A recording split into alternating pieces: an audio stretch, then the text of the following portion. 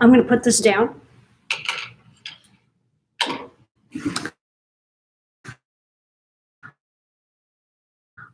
Welcome to Unity of Dayton's first live stream. I hope it's working. I have no idea. I have no way to tell. So I want to say, first of all, good morning. My name is Reverend Cindy White. For those of you who know me, I'm back. I'm still here. For those of you who may be watching this for the first time, welcome. I hope you know that by playing something that I don't know how to play, a little musical instrument, I have a sense of humor and I'm able to laugh with myself. So welcome to this very first live web stream that I've ever done. We're going to learn as we go and deal with all the things that come up as they come up. If you've got feedback to give us, send it to unity@unityofdayton.org and we'll look into it. Okay, yesterday I sent out an email invitation to this. I don't know if it's the right link or not. Had some problems just before I went live. So it's all good. It's all good. Living and loving God. This morning we are grateful, so grateful for the opportunity to come together in this new way. We're used to being in our building and enjoying that sacred space. And today we get to become used to being all together and yet in many different spaces. Kind of like spirit, everywhere. We're everywhere. And so we hold this world in our hearts. We hold this world in prayer as we move through these challenging times.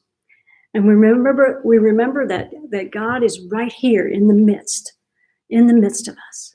That only one presence and one power is here now, and that is God. And we give thanks for that and say, Amen. I was just telling Reverend Sue that I'm even more nervous than when I do a live audience here in the church. So right now what we're going to have Reverend Sue come up and read the daily word for us. Thank you. Our daily word for this morning is power. And the affirmation is, I take dominion over my thoughts, words, and actions. The power of God protects me. Today I hear with renewed understanding this line from James Dillett Freeman's prayer for protection. In a growing awareness of oneness with my source, I realize that the power of God works through me and as me, rather than simply in me or for me. I embody divine power by choosing words that affirm the truth that I am a spiritual being as I navigate the valleys and peaks of my human experience. By expressing my power, I am claiming dominion over my words and thoughts. I affirm statements of truth while releasing negative thoughts and ideas. I think and speak with the authority of my Christ presence. And from 2 Timothy, the first book, the 7th verse, for God did not give us a spirit of cowardice, but rather a spirit of power and of love and of self-discipline. Today's word, power. Thank you, Reverend Sue. That was a very appropriate word for today, I think. We'll try to remember that as we're moving through this broadcast. I'm guessing many of you have seen the movie E.T. It came out a lot of years ago, and it was a favorite among people all over the world. If you haven't seen it or if you've forgotten what that's about, there was an extraterrestrial spaceship that landed on the Earth, and the aliens got out and they were planting seeds and they were exploring, and all of a sudden they heard the human authorities coming towards them. They were coming, and they had to get out of there as fast as they could. They didn't want to be captured. So the ship took off, but it left one guy behind. This alien didn't know what to do. He found his way into a neighborhood, and he was hiding in a shed in a backyard, and a little boy found him, and that little boy's name was Elliot. Elliot took E.T. in, He learned to talk to him, to communicate with him in a way. And he shielded him. He hid him from his parents, from the world. He hid him. And they became closer and closer. And eventually, whatever happened to E.T. seemed to also happen to Elliot. It's as if they became one, as if they became one. E.T. wanted to go home. He wanted to phone home. He wanted to get a hold of his people somehow so he could get out of there, but he couldn't figure out how to do it. Elliot helped him to do that. He called, and there was no answer, and his hopes began to fade, and E.T.'s health began to fade. And there was no chance then, it seemed like, that he was going to be able to get back home. Ultimately, what was going on was that there was a battle. There was a battle between the forces of fear, which was the authority figures, the government that was trying to catch E.T., to dissect him, to examine him, to take him all apart, and the force of fear. Today we find ourselves in a similar kind of battle. I don't know if you could think of it that way, but it seems to be we're in a battle, we're racing against time.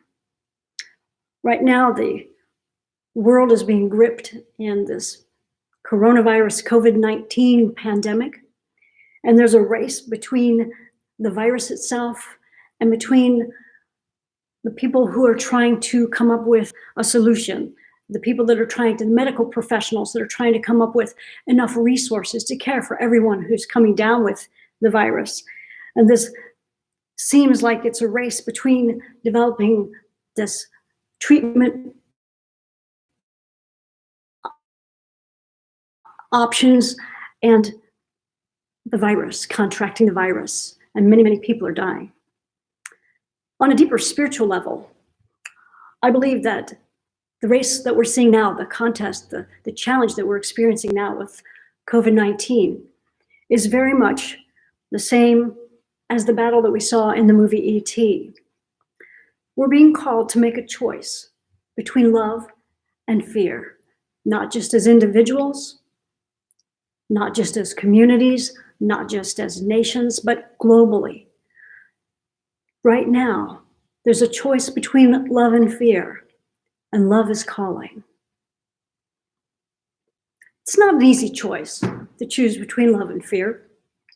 It sounds like intellectually it would be, but when our routines are changed and nothing's the way it was before, when we lose our jobs and there's no income coming in, when statistics say that we're of a certain age or a health condition and it's very likely that we'll contract the disease and be very seriously ill or die, or when we think about our loved ones contracting the disease and possibly dying, fear has a pretty good grip on us. I don't know if that's true for you. I've seen myself moving into fear, moving back out of it, becoming uncentered and getting recentered again and again over this past week. Right now, we want to let go of our fear if we possibly can, because our fear of getting sick may very well be what makes us sick. And so fear seems to be the enemy, and yet I want to look at it from a different perspective. It's very possible that fear is serving us right now, serving us in a way that we would not have thought it possible. It's calling us higher. When we feel fear, we're being called higher. Physical illness is also calling us higher. If we get that disease, we're being called into a higher way of being. Does that make any sense? I don't know. We think it's horrible. We're doing mental gymnastics. We're fighting against it. We're wishing it hadn't happened. We can't believe these circumstances. How did we choose to be alive in these times? How did we choose that? How does it matter? We're here now. We're here. This is the situation we find ourselves in. And I believe it's challenging us all to choose love in the face of fear. Choosing love in the face of fear is a higher way of being than we've been before. And when we choose love, remember, we're choosing peace.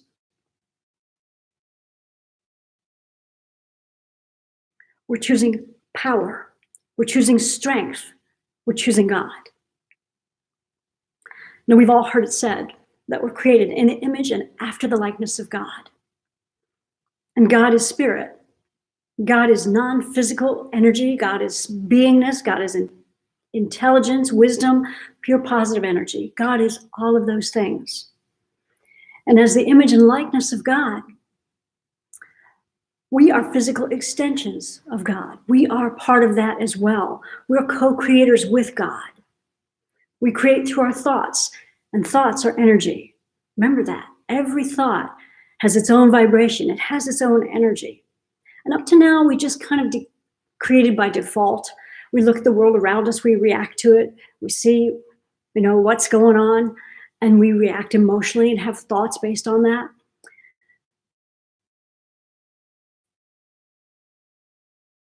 But now of our thoughts and of our words, we're being called to remember or to learn that conscious thought is a superpower.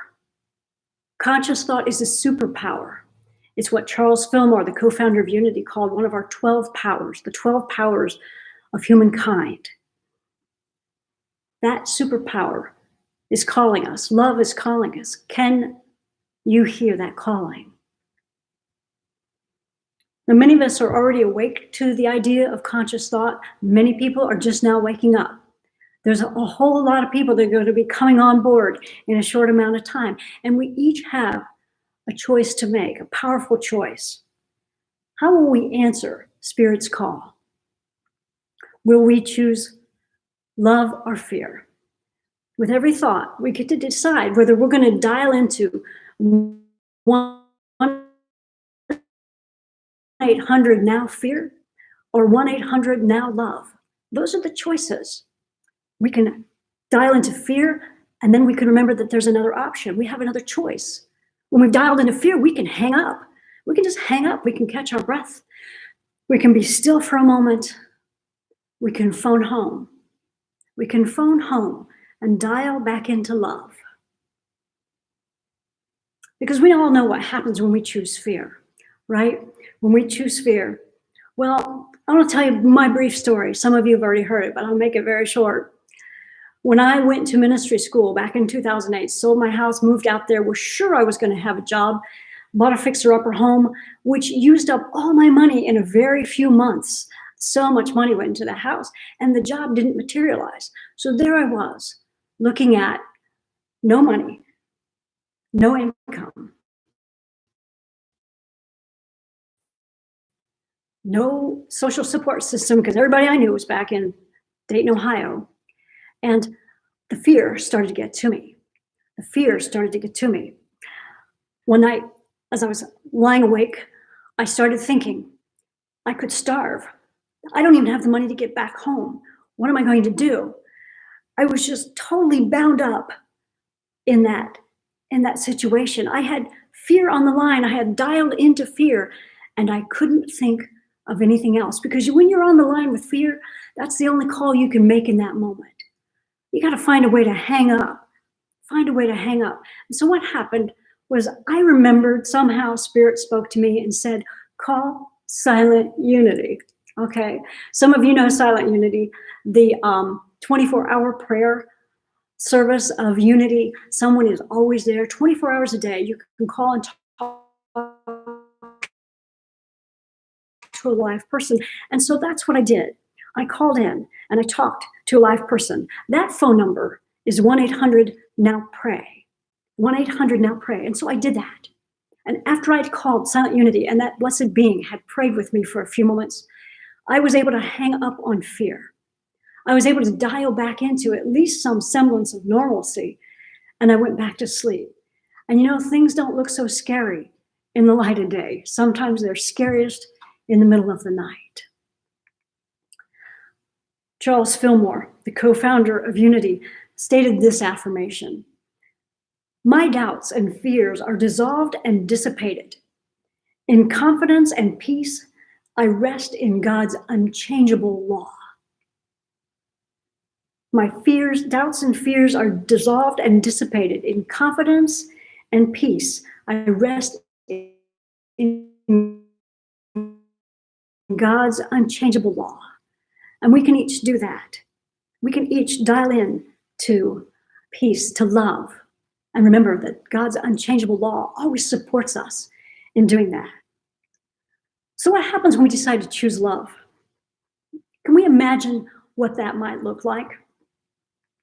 Instead of thinking about all of the bad things that could happen, we get to think about all of the good things that we can do during this time of uncertainty. Because right now we can't meet in the building for our Sunday services, and that's okay. We can choose love by taking care of each other at a distance. Some people really want to help out. They've asked me how they can help. Some people really could use some help right now. And so we can connect those people up. Choosing love means connecting with each other, checking on each other, talking to each other, FaceTiming each other, however we do that with our technology nowadays, taking care of each other. Not everyone has the internet. Not everybody has email, but most of us have a phone. And so we can call each other. We can speak with each other on the phone just for a few moments. It might just be calling someone and saying a prayer for protection with them. How powerful would that be? Another offering of encouragement would be to just hold each other in prayer. We don't always even have to say words to each other. Sometimes we can just hold each other in prayer, and that's all it takes. And I certainly suggest that right now. Affirm that we are all here together, that we are all one, that we are all one with God, and that God is greater than this, and that love is transforming this now. I heard a story the other morning about in Iran, the whole country was in lockdown, and a woman was living with her mother, and the phone rang. Mom picked it up, and it was the wrong number. But instead of hanging up, the mom talked to this woman, and she found out how much they had in common, even though they were perfect strangers. And they talked on the phone for an hour. And when they hung up, Mom felt uplifted. She felt better. The daughter felt uplifted. There was an energy that was released by that communication that was healing. It was emotionally healing. And when emotions are healed, we're physically healed as well. Sometimes we get to care about each other and share love with each other in ways that we hadn't done for years, and even with perfect strangers. Those are a couple of things that we can do. Another thing we can do is to use our imagination. Use our imagination to find other ways that we can help and support each other through this. There are things that we haven't even thought of that we can do. Because remember, imagination is another one of our superpowers, another one of the 12 powers of man, that power of imagination. What does choosing love look like? We're choosing love when we imagine how our world will be changed for the better when this is all over with. I'm going to invite you now to use that power of imagination, because in using that imagination, we're actually setting up a vibration that can change the world. So for just a moment, imagine this is all receding behind us. We're listening to the news, and the reports of new infections are down. Nobody's dying. It looks like we're getting through the worst of this. New things come into being. New treatments are available. We find out that there's a vaccine that's immediately available. No one is getting sick anymore. Things get back to normal. We can hug each other again and shake each other's hands, and we come back together with a sense of joy and relief. And that spreads not just in our community, but in the world. The world takes a collective sigh of relief because this is over. And we've made it through it. And we're stronger now. And we've realized something that we hadn't realized before. Love wins. No matter what's happening, no matter how bad it looks, love always wins. Love always wins. So breathe into that for a moment. Hold that. Make it more real than any fear that you've had. Use the power of your imagination to create a future that we want to move into now. We're ready for this future now. You're creating that reality as you think of it. That's the power of your thought. That's the power of thought. Friends, the crisis that we're facing looms very large. It looks like if you watch the news, it can be totally overwhelming. But I invite you to take a breath, phone home, dial into love, 1-800-NOW-LOVE. And if you can't make that connection, take a moment and say the prayer for protection, center yourself, call Silent Unity, 1-800-NOW-PRAYER, now pray. And that prayer associate, that live human being who has a powerful prayer consciousness, will pray with you, help you to hang up on fear. And then you can dial back into love. And then find a way to share that love. Because human beings are hardwired to help each other. We're hardwired for love. We need to put energy right now into strengthening our sense of connection with each other. And we can do it. There are many different ways. We can all minister to one another. Every one of us can offer love to another. As we do this, as we hold to the truth that we know, and we stand true in our faith, we will be transformed individually, and we will transform the world. Elliot and his friends were fearless. They stole a van to help E.T. escape. I think they crashed the van. Then they jumped out on their bicycles, and then there was this magic as they were flying through the sky, getting back to the place where Elliot is. Our E.T.'s family was coming to pick him up. And they got there, and they got him off of this planet. And the love that existed between Elliot and E.T. was everlasting. It was more powerful than any fear could ever be. Love wins. Love will always win. Right now, I honestly believe that this pandemic is calling us higher. It's calling us on a global level to connect. We were getting more and more separated as we were getting into politics and nations and all of that. But now we are physically separated, but we're coming closer and closer spiritually, emotionally, mentally.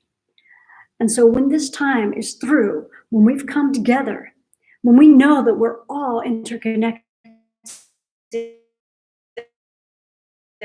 on this planet and connected with the planet, it's all one living organism. Humankind will have changed.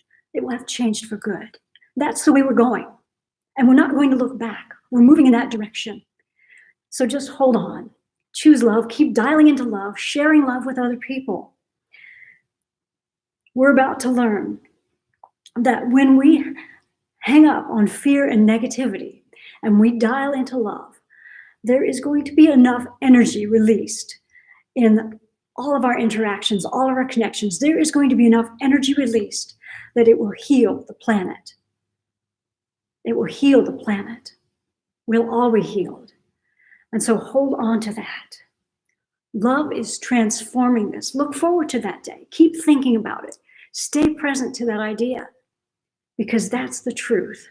That's the way it is. I thank you for being here.